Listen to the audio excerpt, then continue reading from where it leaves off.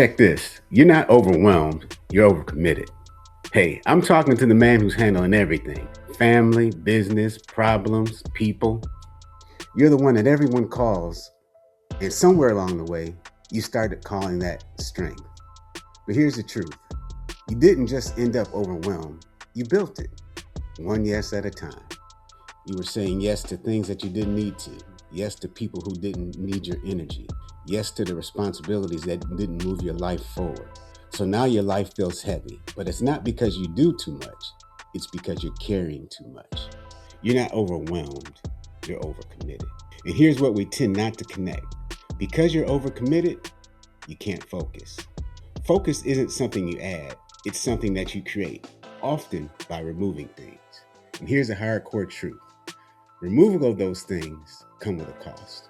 So when you focus, some things don't get done, some people don't get access, and some expectations don't get met. Basically, if nothing in your life is falling, you're not focused.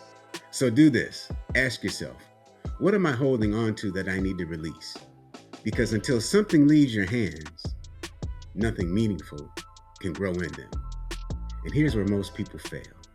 They say that they want focus, but they still let everyone have access to them. And that's what we're going to fix in part 2. This is The Rebuild, and I'm Les Allen. If this episode spoke to you, please subscribe to the channel, and most importantly, share it with someone you love or care about. Until the next episode, remember that respect is the only currency that doesn't lose its value. Stay sharp, stay respected, stay rebuilding. Peace.